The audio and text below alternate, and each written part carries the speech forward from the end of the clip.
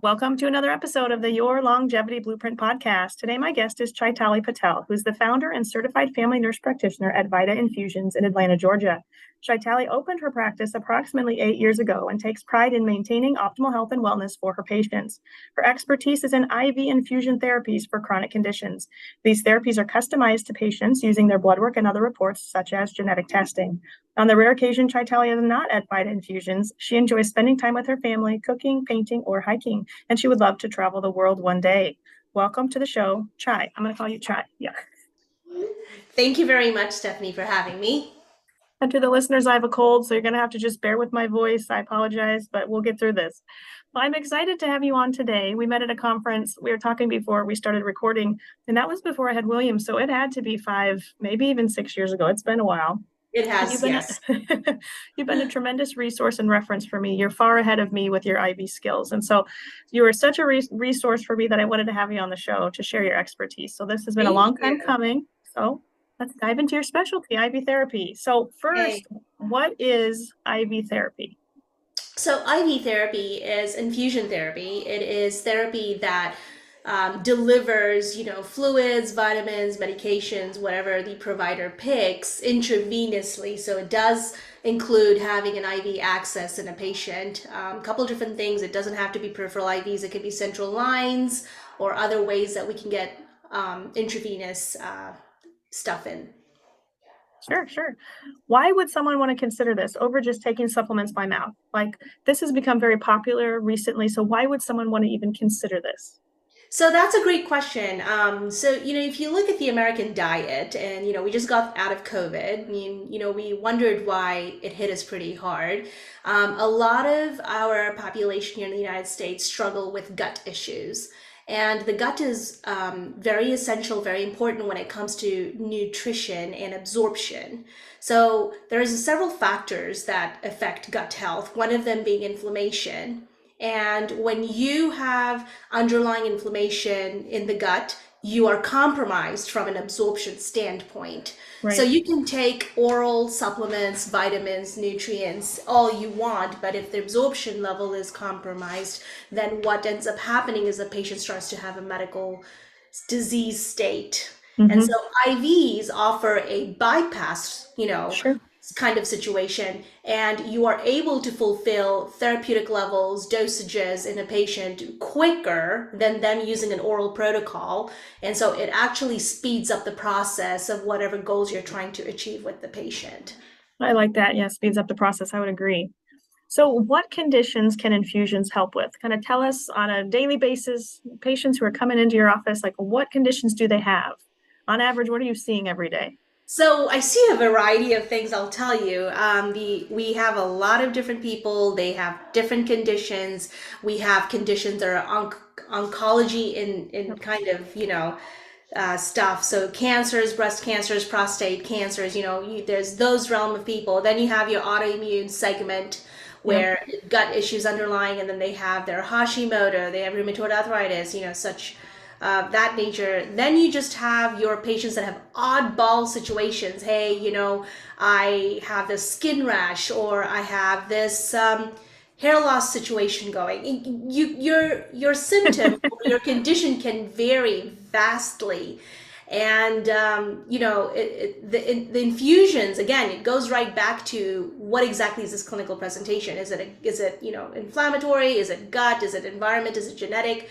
And as a functional medicine provider, I think that's kind of the route we take in these practices, is to figure Yeah. out the root cause issue of your patients walking into the office, which again can vary. Hmm. So what really the infusion is the delivery system that we use in order to get to the goal of that particular complaint or root cause. So let's say your root cause is nutritional deficiencies. Well, what better way than using IVs to get that nutritional deficiency situated? It could be cancer. Yep. What better way to deliver high doses of vitamin C to a cancer patient to deprive their cancer cells from replicating? And again, that's one of the mechanism of actions that vitamin C has for oncology. So it really depends on the conditions.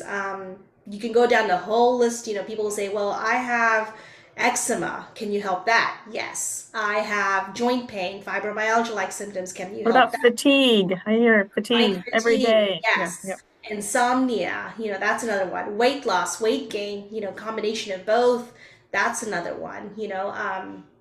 Celiac, all you think of all your GI issues, again, going back to the gut. So I don't think there's one specific or a couple specific conditions that IVs help. I think they underlyingly help most medical conditions. Sure, sure. I would agree. Now, I know a pet peeve of yours is when patients don't necessarily seek out the appropriate provider and the appropriate setting to receive these infusions. So tell me the difference. I mentioned earlier that a lot of these like pop-up infusion clinics are becoming pop-up are becoming popular. So what's the difference between just walking into a hydration clinic and actually receiving this treatment in a medical office like yours or mine? So there's a big difference. It's an hydration bar will offer a quick hydration service. It's exactly what the name is. It's a hydration place. Sure. If you're dehydrated, if you're a heat stroke, if you're in a hot situation, if you were playing water sports or sports that day, they have a place for that sort of service. Are they using therapeutic and dosage wise specific nutrients for you? The answer is probably going to be a no. Are they doing lab work? Probably no. Most likely, a hydration bar will not be doing lab work. Because Are you're they just showing up the day of and they're putting an IV in you and just guessing correct? and giving you something And without, lab work prior to that. Yeah, to correct. determine. Yeah, yep. So they don't know how much they can give you, what they can give you, and to what capacity you can get it. Most likely, you're going to get a solution bag of saline, and that's pretty much the gist of it. When you see a practitioner like yourself or myself, we are considering the patient as a whole. We are looking at their genetics, we're looking at their history. Our intake process at functional medicine clinics are very different from an IV place. So we're looking at, vaccinations, symptoms. We're looking at blood chemistry. We're looking at imaging. Hmm. If there's imaging involved. So you're getting a more clinical picture. You're looking at liver function, kidney functions, which are very essential when you're getting IV infusions because they rapidly change the blood chemistry. So if you are wanting to do medical treatment for medical conditions, I suggest you see a provider that's very well versed in nutrients and, lab work and blood work and stuff like that. I'm not a big fan, and I know there's going to be people that are not happy with my answer, but I'm not a big fan of a hydration bar for several reasons because you're not completely sure of who's walking through your door. And a lot of people don't have a very um, complete intake. So you don't really know who you're starting an IV on and, whether Hmm. they have underlying issues. So I really just would caution with side, Yep. It's riskier. Yep. pick a provider that is going to do it to its complete nature. Yep.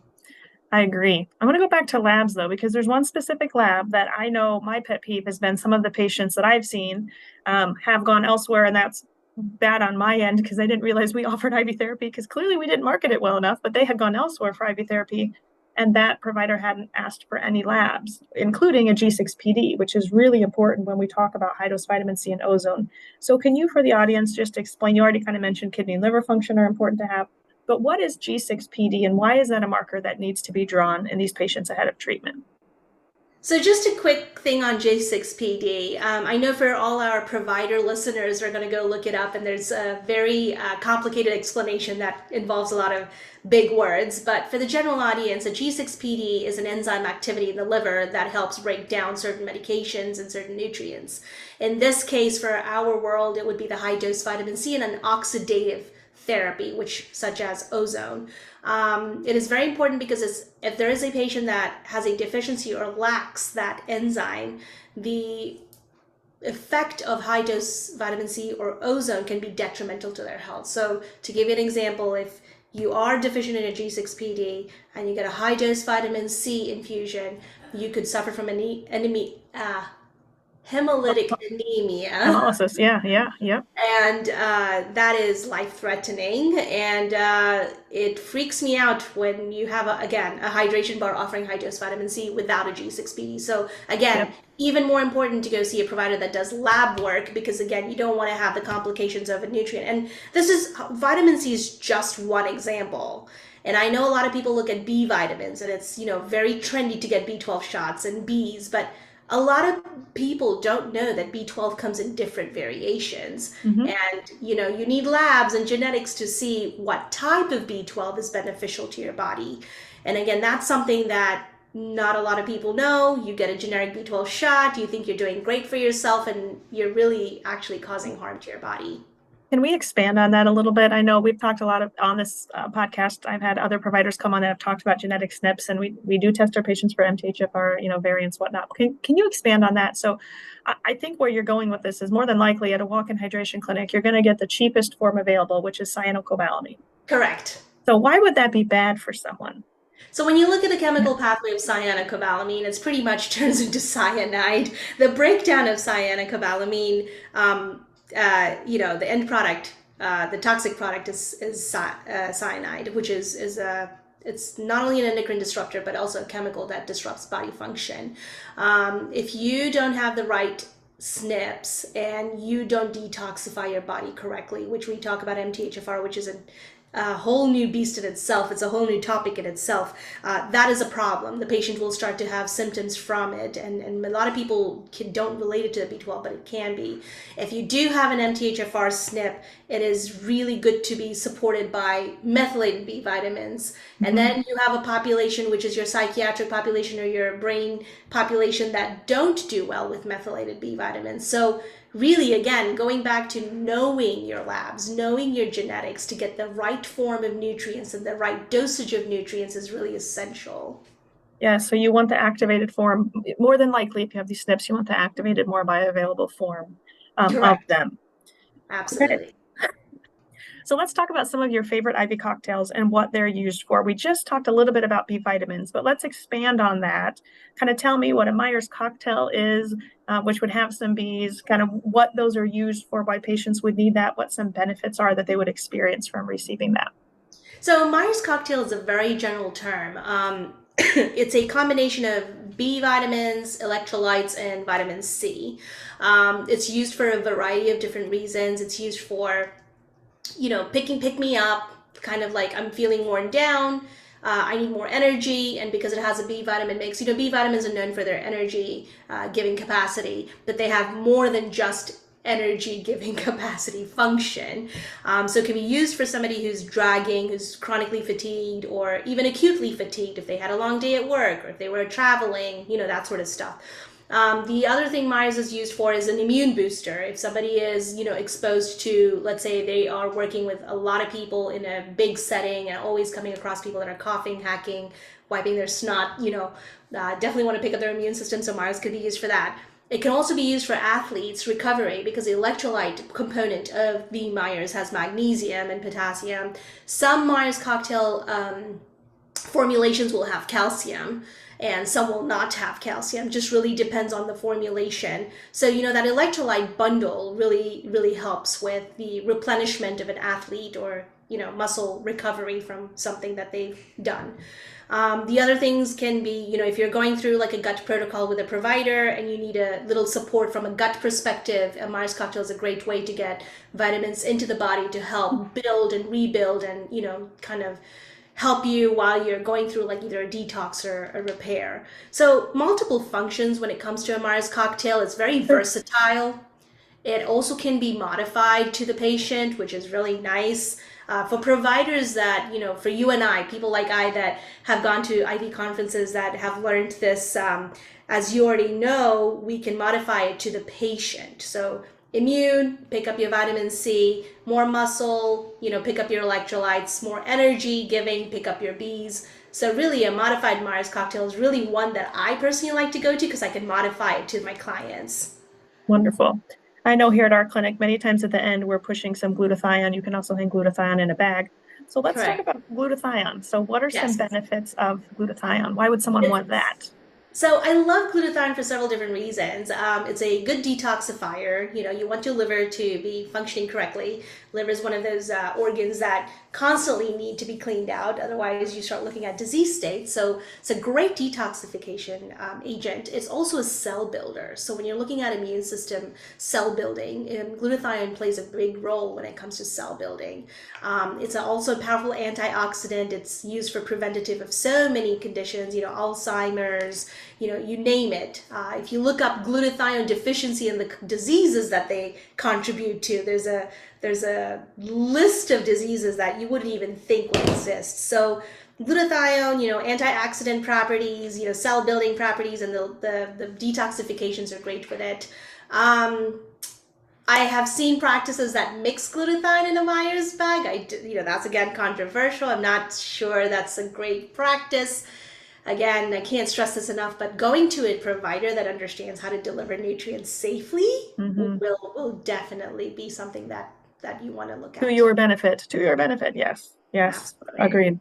I love glutathione also in patients. We do a lot of nutritional evaluations at our clinic, and the majority of the time patients are low on either alpha lipoic acid or glutathione, B vitamins, antioxidants, right? So then we can use that information and say, we can put you on these supplements from an oral standpoint, but also in the short term, if you want to come in and get IV therapy, we can really get you boosted, saturate your body with that nutrition, you know, in the short term, and then eventually transition back to the supplement. So Yes, yeah, 100%.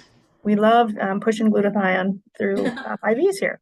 So you just talked about recovery for a moment with the Myers. So I actually want to go talk about amino acids. Is that something that you offer also in your Yes, practice? we Yes. do. We do offer aminos, love aminos. It's kind of like the Myers situation where the aminos can be used for a variety of things. And in Sure. combination with the Myers, it's a great, you know, adjunct therapy. And you definitely want to measure the amino levels. You want to do an organic acid test or a nutrient Mhm. eval or some sort of clinical testing to see what exactly you're needing and how much you're needing. Because Sure. when you start dipping into aminos, you don't, if there's pathways and they have genetic pathways that drives one and not the other, you can push people into a not a good situation with aminos. So caution with amino. This is where you start getting slow and you want to Sure. really have these facts on the table before you offer patients aminos. Sure. Let's go back to high dose vitamin C. I know you see more cancer patients than we do, but we also see several of those. Mhm. And we, with our vitamin C, we typically work up on the dose and make sure their ascorbic acid levels are high in the blood. We want to make sure that they're, again, saturated with that vitamin C.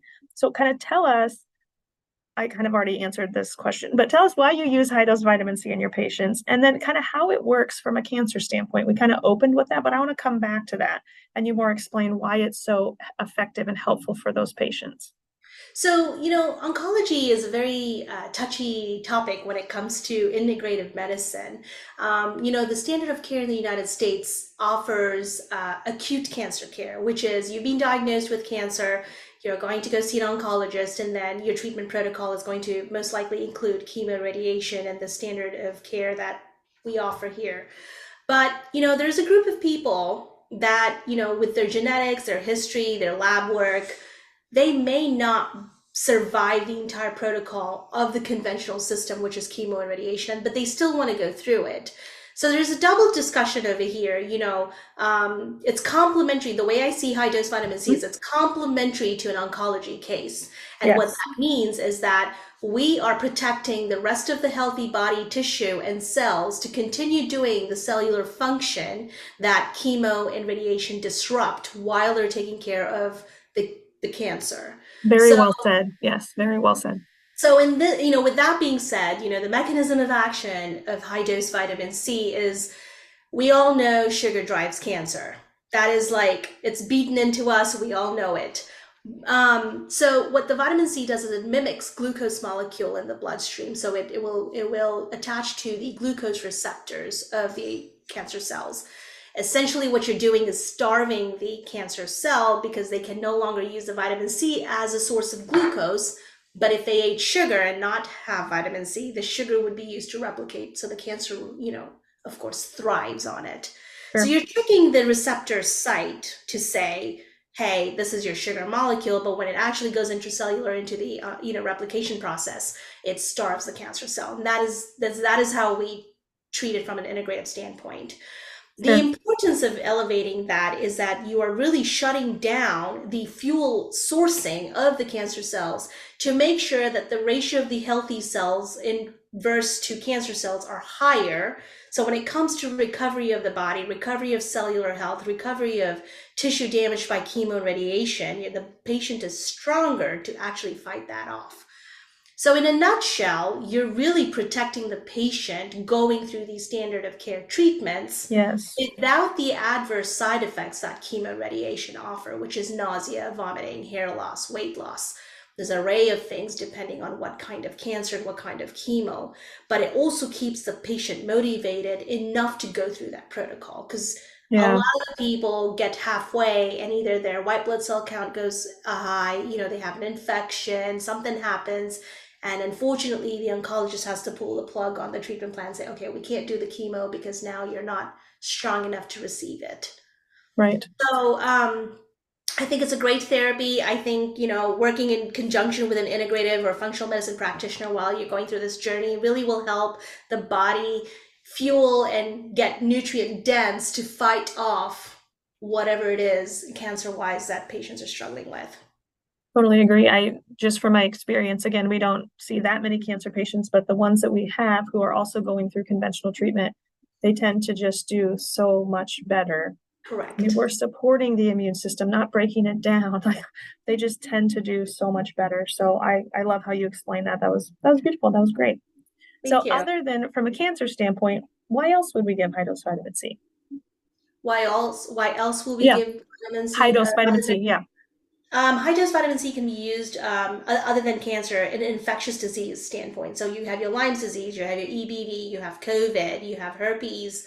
Think of the array of viral fungal diseases that the body can fight as a chronic condition, which, again, your immune system's compromised and it's, vigilant in so many ways, but once it's chronically compromised, there's other issues that can start setting in into the human body. So high dose vitamin C and oxidative therapies are also used in patients with chronic infectious diseases. Yes. Autoimmune is another big one, and I think high dose vitamin C does very well with autoimmune patients. It keeps the immune system vigilant and not hypersensitive or hyperactive. And so that is another group of people that high dose vitamin C will be beneficial to. Wonderful. I'm under the weather today. It's Wednesday. We're recording on a Wednesday, but Monday, I'll probably get more today, but on Monday, I got 25 grams of IV vitamin C. First thing in the morning, I came in early. Thankfully, my nurse was here, got me started before the That is day great. just to help me get through. And I got one last week too. So if you're just feeling like you're coming down with something, or we even have patients who they say, I'm going to be traveling internationally. I'm just a little worried. Can I come get some vitamin C before that flight? Just kind of boost immunity or upon return home, or someone else in my home is sick. Can I just come in and get some, vitamin Which C? is all great options for preventative. Yes, preventative. Yes. And also if patients are having surgery, many times pre and post surgery, I feel Yes. like patients who get, and I've experienced this myself, who get vitamin C ahead of time tend to do a lot better. Yes, from a scar tissue standpoint, from an infection control standpoint, from a healing standpoint, it's a lot faster in healing nature. I absolutely agree. Wonderful. Okay, let's move on to we can kind of mix these together, I guess, alpha lipoic acid and then poly MVA. So tell me applications for those. So those have also a general vast kind of applications, and you really want to start thinking mitochondrial mix when you're thinking of those two powerful. They're also considered antioxidants as well. It all goes back to what your end goal with patients is. Stacking up IV therapy is a great option for patients that are having multiple issues. A lot of times patients walk into a clinic, they don't only have one issue. They're not just diabetic, or they're just, not just cancer. They have a variety of things going on.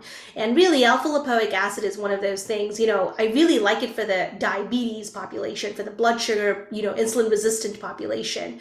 It's a great adjunct therapy to their regular meds, which is, your metformins, your insulins that people are using, and most people that are on it. Great therapy. It kind of reduces the need for conventional medication in terms of dosages. So it doesn't completely take them off of medications, which again, our goal is to make sure that the body is functioning correctly with the right nutrients what those medications do in those class of people is they deplete them of their B vitamins. As we know, metformin and B vitamins have a direct correlation. So with the Yep. ALA in it, helping that glucose, get metabolized better from a cellular standpoint, reduces the need or dosage for metformin, which in turn will help their B vitamins. So it's really starting to think about, okay, how can I help this patient even one step further? Sure. What about neuropathy? Do you use this for neuropathy? We do use them for neuropathy. Usually neuropathy combination is also with B vitamins, B12 mainly, and so alpha lipoic for neuropathy. One of the ones that comes to my mind really quickly is neuropathy that's induced by chemo. ALA is a great treatment protocol for patients that are going through chemo that have neuropathy, chemo-induced neuropathy. So yes. Sure. Let's move on to NAD.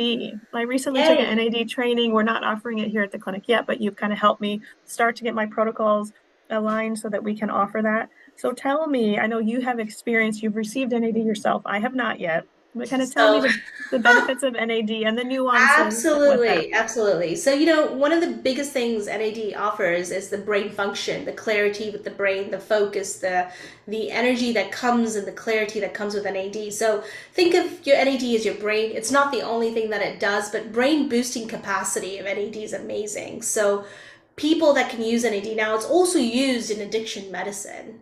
Yep. And, sort of the psychiatric world is very, very interested in NAD because it's got a lot to do with the brain. My first NAD infusion did not go very well. Personally, like on you? Yes, Okay. personally. I thought my chest was going to pound out of my body, and had these little tickle, like my toes were ticklish, like all these little, it was just a very weird experience. So for those who've actually had an AD, I think they can relate. And then it doesn't feel good in the gut. So it kind of makes sense as to why it takes really long to put NAD in a patient. It's a couple hour protocol. It's not something like a Myers that you get it and go.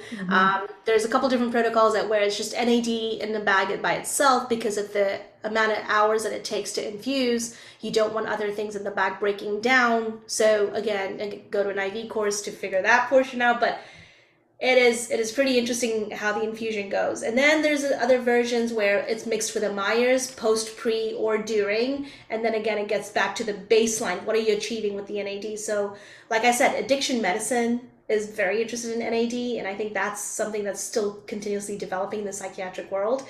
But Sure. for E&U, it's definitely brain function. We definitely want to stay on top of our cognitive nature and want to be sharp and want to see patients, to the full capacity. So brain function, I think, is going to be my biggest one with NAD. Sure. And I would echo even mitochondrial function Yes, also, right? mitochondrial, absolutely, So for 100%. any chronic disease, I think NAD is great, which Yes. actually is a good transition into ozone because ozone also helps with NAD and also helps with mitochondrial Yes. function. So let's talk about ozone. That's something that we are just now implementing in our practice also, but we will have been doing it probably for a while by the time this episode launches. But tell me more about ozone, who you use that on the most, and kind of benefits of that therapy. So to be honest with you, I think I use ozone on almost everybody that comes through my office. Um, Yeah, Ozone has a lot of benefits. Again, you can go down the list of autoimmune, go down the list of gut, go down the list of inflammation, go the list of infection.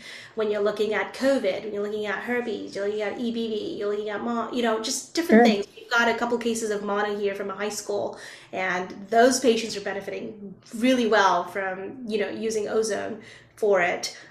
Cancer, really big one, oncology. I think it works great. We do a lot of insufflation addition therapy with ozone. We're doing rectal ozone, vaginal ozone, nasal, and Mhm. ear ozone. Yeah, And they're very beneficial for my population, especially the pediatric and elderly population that can't do antibiotics for ear infections and things like that. Ozone's a great, product to use sure. or great therapy to use for those kind of patients so they don't have to do antibiotics. It's Yeah. great results as well. So for the listener who doesn't know what we mean by ozone. It is. Yeah. So Explain yes, let's explain that back it up a process. Yeah. little. So ozone is O3 and oxygen that we breathe in is O2. So really the ozone therapy that we're using is oxygen or oxidative therapy, which has three molecules of oxygen. And the way it is used is it's put into the human body to decrease oxidative stress. As we all know, oxidative stress drives a lot of conditions and it ages the body. What this is designed to do is cellularly help with oxygenation of tissue, remove any infection, and then reduce oxidative stress with that extra oxygen molecule. So most patients will be like, okay, how do you give ozone? Because it is a gas. And the way it's correctly done is we draw blood from the patient's body, we infuse it, we mix it with the saline, a little bit of heparin to, not have some clots in there. And then we put a syringe or dose the syringe of ozone and stick it in the bag with the RBCs are. So the delivery mechanism of ozone into the human body is using their red blood cells so that we can infuse that back into the body and they will do what it needs to do cellularly. So we take the blood out of the patient. We get Correct. ozone from the ozone generator. We Correct. put that ozone into the bag with the blood, shake it up, right? Kind of Yep. activate it, and then we let that go back into the patient, just for the listeners. Because I know it's kind of, even when I was trained, I was like, wait, what are we doing? So, So the but reason being is it's hard to attach ozone to something. It has to attach to something that is stable enough to deliver it back into the human body. And what it attaches to is the heme content of the RBC. So having ozone with saline and just putting an ozone, syringe into a saline bag and infusing it into a patient is probably not the right method of ozone delivery. There's no, nothing to attach to. no. So All right, great. And I'm very excited. I think, like you're saying, I think almost all of our patients could benefit from ozone. So I'm absolutely. very excited for that addition. Okay, let's talk about something else that I don't do, but I hope to add at one point is phospholipids. So tell me what phospholipids are, why we need them, what you use those for, and if you can, if you're familiar with the cell danger response, maybe talk a little bit about that because I know phospholipids can help, or I can echo in there too. So, fatty acids, phospholipids are one of my favorite. We're all into regenerative medicine. We all want to look younger. We want to lose weight. There's all these kind of requests that come in and say, I wanted my skin lightening or my hair thicker and or my brain function. Okay, so let's take a step back and see what the human body is made of. The brain's made of fat. The cells are made of fat. Phospholipid bilayer. Every cell needs a phospholipid bilayer. So think about in a disease process, compromisation of that cellular wall. That cell is not up to par because you're having a deficiency or don't have enough phospholipids in the body. So what we do is we infuse one of the types of phospholipids we infuse is phosphatidylcholine, which is PC, and it helps from a regenerative structure standpoint because it then from a compromised cell wall, you get a really good cell wall, which then again will help with all cellular function that goes through that cell wall. So now when you start talking biochemistry, biology, chemistry into the human body, for every cell to work correctly in your body, you need a good quality cell. And that's what phospholipids do, is create a good quality cell for you. I love that. Yes, that's great. So I'm not sure if this episode will launch before or after an episode that I already recorded with Thomas Pennell, where we actually talked about just oral supplementation of just different phospholipids, primarily Mm-hmm. phosphatidylcholine. But we talked a little bit on that episode about the cell danger response, meaning when you have chronic infection, when you're just stressed, right? The cell, as kind of you're alluding to, isn't functioning appropriately. So it's not allowing nutrients in, toxins out. It's just not functioning appropriately. Correct. So sometimes we need, in essence, just like we offer our car an oil change, right? Sometimes we need to change out our oil or our fats, I'll say, those fatty lipids that surround all of our cells. And so one way to do that, to get those membranes that aren't working well better, is to offer intravenously, right, or even orally, the supplementation of these phospholipids to kind of, I don't know if that's a great analogy, but kind of change out your fats, right, to help those cells function more appropriately. Because when we have those infections, we get stuck in the cell danger response and our cells lock up and we need to essentially unlock them and get those cells functioning better. Correct. Yes. Also, going back to oral fatty acids, they're a little hard on the GI tract if you want them in large doses. That's why the Sure. IV version of fatty acids works really well. Patients get usually, if they have a gallbladder disorder or if they have a liver cirrhosis issue or the liver functions are elevated, sometimes oral fatty acids can kind of trigger their gallbladder to start acting up and have abdominal pain and nausea and vomiting and stuff like that. So always assess the patient, but also when you give it from the IV standpoint, it doesn't hurt the gallbladder. Like, yes, it can trigger even from an IV, but not as much as oral supplementation of fatty acids can. Yeah, And so that's I good to think know. it's Yeah. a great option when it comes to patients that need large amounts of fatty acids in a short period of time to recover quickly for cellular health. I've certainly read and listened to at conferences, just like for neurodegenerative diseases. Well, actually, all of these therapies we're talking about, could benefit them. But I've Yeah. heard that phospholipids are very important in those situations as well. So probably for the cell danger response and reasons we've already discussed, but would you Mhm. agree? Yeah. I definitely would agree. And like I said, it all boils down to cell function. It's the single most powerful entity in the human body. So if it's not functioning correctly, you're definitely looking at a disease process or some kind of malfunction from a human body standpoint to contribute to patients' symptoms and things of that nature. So again, going down to the basics, and you really want that optimization of cellular health to Sure, have, a good result. sure. All right. Something else we don't offer here yet, although I can prescribe it sublingual, but we don't offer it non-intravenously, is methylene blue. You see on Instagram Yes, and social media all these people who are, blue turning their tongue. tongues blue, and yeah. So expand to our listeners why someone would want to take that and how that's kind of an anti-aging therapy. Yeah. Several reasons methylene blue is used for. I think the one that comes to mind right away is the mitochondrial. It's used for mitochondrial dysfunction. It's used for a couple of different things, anti-aging therapies and stuff like that. I think the biggest one, it resonates again, going back to the cell and really making sure cellular function is at optimal. And methylene blue will do that when it unlocks its capacity to drive, ATP or the energy pathways or mitochondrial pathways. So I think contribution would be towards the mitochondrial world for methylene blue. Sure. And then just for listeners as well, there are some cautions, but kind of back to what you've echoed this entire podcast is you want to make sure you are not just getting this from a drip clinic because there are some contraindications. If you're on certain medications, you Absolutely. cannot take methylene blue. So it's important to do that under supervision of a provider who knows what they're doing. Absolutely. I definitely want to stress that, find a provider that does this consistently. Again, when you look at providers, functional medicine providers, integrative providers, you'll always find an office is really good at one thing, whether that's hormones, the gut, the adrenals, whatever that looks like. There are offices that offer IV therapy, even in the functional medicine and holistic world, that are not very familiar with this IV portion of things. They know it works, they know the mechanism of action, but they don't have somebody consistently dedicated to an infusion team or an infusion NP, PA, MD that is constantly looking at IV therapy as a medical way or a medical Right.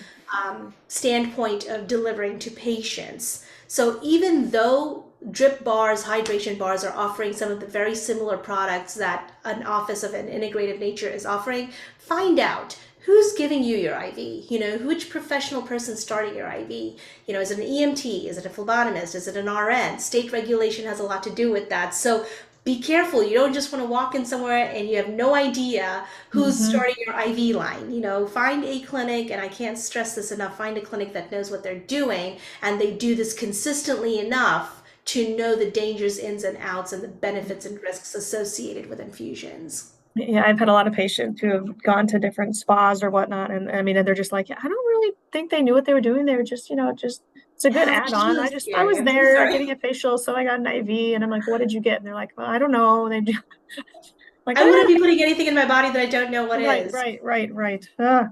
Not that it So, can't be done appropriately in those settings. It's just I think sometimes it's not done appropriately. right. Yep. And then, for those people that definitely, that were listening to the show that say, hey, you know what?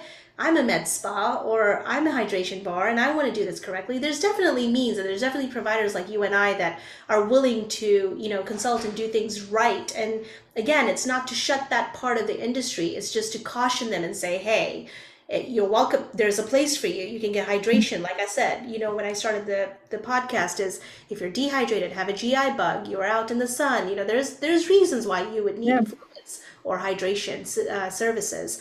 But if it's coming to from a medical standpoint, if you have a patient that has a true medical condition that they want to use nutrients for, I think they should be directed to providers that do more of a thorough job with lab work and genetic reviews. agreed.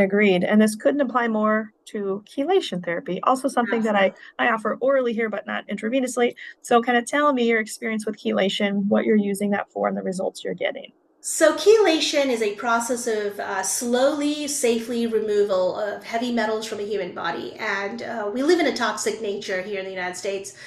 We have a lot of industrial work up north. We have a lot of rivers polluted, not just from the water source, but from the air source quality wise, foods, things of that nature, soil quality, and then, the produce that we eat from certain parts of the region of the country or the world. So we're constantly exposed to heavy metals. One other way people can get heavy metals is nobody really thinks about this, but painters. Mm-hmm. We have metals in our paint.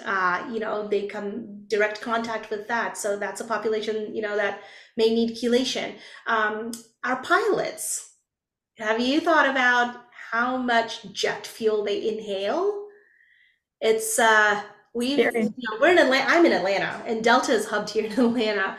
Mm-hmm. And you see all these pilots, not just from Delta, but from other airlines that will start having health concerns. And some of those patients will come in with metal toxicity from the nature of work that they do. So chelation is super important in patients that think they're having these health issues in regards to their profession, which could be almost anything, and heavy metals is a concern. We use EDTA, we use some different things to chelate, but that comes to be the main one.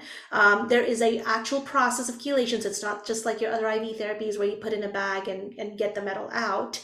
You have to look at a couple different things when it comes to chelation. You want to see that they have the right nutrient content. You want to see they have the right vitamin content. You want to see that they are actually, they're going to handle chelation correctly. So sometimes chelation is not one of those protocols that goes straight to chelation. You actually have to prep the patient for chelation in order for you to chelate. Therefore, the oral being more safe because you can go slower than the IV. But Sure. definitely a very, very strong therapy. I think it's a very good therapy if done correctly. But keep in mind, it's a therapy that needs more work before you get to the actual chelation process. Yep, agreed. And so for the listeners also, this is something that obviously you need to be tested first to see which heavy metals are even high in your body so that we can then Correct. select, which usually it is EDTA, but whatever we're selecting to help, chelate those, bind them, get those out of the body with. So Correct. yes. Now I actually have never asked you this question, and I don't know if do you offer ketamine at all at your clinic? We do not offer ketamine. It's one that we will partner with an anesthesiologist here in this in the city Yeah. here, and do. But it is one that I like. If I Yeah. have to speak on it, ketamine is great. It's a great adjunct therapy to depression and Again, it's a psych world therapy situation, not Yeah. just the psych world therapy situation, but I think compared to a lot of other treatment plans that we offer for similar disease processes, ketamine can be a very powerful infusion therapy that patients can have access to. Sure. Okay, what am I leaving out? We went down a long list there. Am I forgetting anything that you use like daily in your practice that you want to speak So on? one other one that comes to mind that's super, super common is iron infusion. Oh, sure. Yeah. So we do a lot of iron infusion. We get a lot of referrals for iron. We're seeing more and more low iron in women and men both, and that is one that we have picked up that we do pretty much all the time. And it's again one of those that we want to replenish iron stores and reserves before any other therapy. So for example, give you a therapy, we have patients coming in here, menstrual cycles are number one reasons why iron can be low. There's other reasons, it's not the only reason, but usually that's the population that comes in with chronic fatigue and heavy Yeah. periods and stuff like that. We kind of do their lab work and figure out iron levels are low, ferritin levels are low, so we replenish those using our iron infusions. And then they may be candidates for therapy for like hormone therapies and stuff like that. So I know there's a correlation with iron and hormones, and you definitely want to make sure. Specifically low thyroid. Yeah. Yep. Correct. Yep. So I want to also bring that up is that, we do offer iron infusions, and I think that's a great therapy for patients to kind of quickly get their iron reserves back, especially if their iron level is super low. And we need to look into that. Those are just, again, another higher risk infusion therapy that we Infusions. haven't offered. So Yes, we refer absolutely. out for those currently. Yeah. Well, I know listeners are wondering, okay, so this sounds great, but tell me side effects. Are there any side effects I can experience? And then does insurance cover these infusions? So unfortunately, like every integrative functional medicine office, insurance does not cover these therapies. They're outside the box therapy. So, Yeah, we do have clients and patients using their health savings account. That is of one way that course. they pay for stuff, is to put money aside for therapies of this nature. Um, and then side effects. Everything's going to have a side effect that you put in a body. Not as much as medications, and they may not be long term. They may be short term. So I would say things like pain in the area after an infusion. I would say, phlebitis, which is basically inflammation of your veins, because we're actually really using the venous system here to deliver a lot of these things. Hematomas is one. Bleeding after the IV, so there's always an infection and bleeding risk associated with intravenous therapies. Sure, Sometimes patients' veins, depending on the type of veins patients have, you have to stick them multiple times. So bruising is one side effect that you get from IV therapies. When you're looking at side effects specifically to treatments, headaches, flu-like symptoms, sure, I wouldn't really say they're side effects, more as so they are therapeutic effects from the infusion. So if I'm detoxing somebody, I'm expecting them not to feel good. If I'm chelating them, I'm expecting them not to feel great. So sure, yes, headaches, joint pain, more pronounced symptoms, absolutely. We have fibromyalgia patients that sometimes will get a Myers, and that night they will hurt more, just consistently more, and then the following day they're back to themselves, back sure. normal Yep, pain levels. So there are going to be side effects associated with those. Nausea is another one. B vitamins are not great tasting, and I know that for patients that require a lot of B vitamins, nausea can be one side effect noted. sure, sure. Yeah, I would echo I keep saying echo in this podcast, but I would echo that a lot of patients will have detox symptoms, more that Herxheimer reaction. And even if I push too much glutathione in my IV, I get a little anxious, get a little dizzy, just kind of feel a little off, and it's very short lived and then it's gone. But I Right. know what's happening. And so, yes. But for any of those patients, again, that's why you need a provider who knows if you've experienced that to start lower, right? You can always start lower dose, go slower, yeah, with a therapy. Now, something else. Oh, I was going to mention also, hypoglycemia can happen with high dose vitamin C, and I've experienced that in my office with patients. And so we just have to 100% verify those patients, depending on the reason why they're getting the vitamin C. But normally we have them eat, so they're Yes. less likely to have hypoglycemia. So vitamin C, yes, because we had discussed how it looks like a glucose molecule, does really can cause hypoglycemia, and it is a major side effect of high dose vitamin C. So keeping something at the patient's side, we offer protein bars and something that's a little replenishing. Definitely don't want Yeah. Krispy Kreme donuts on the side over there, but definitely eat before you come, monitor your blood sugar. If they're on insulin, make sure your patients know to check their blood level. There's always a false elevation in their blood sugar post a high dose vitamin C. So, for example, blood sugar can shoot up in the 200-300s if they're not careful. And if they're on insulin, please warn them of taking lower doses and not really following that number as a true Because marker it's for not glucose. actually 2-300. That's not Correct. actually what it is. Yep. Yep. All right. What about duration of benefits? I know that's something else the listeners, I'm sure, are wondering, and I know patients always ask me, okay, so if I come in and get high-dose vitamin C or Myers cocktail and I feel great, how long is that going to last? So I always tell it's a great question. I mean, obviously you want it to last forever, but I don't know why I'm tickling. Sorry. It's all right.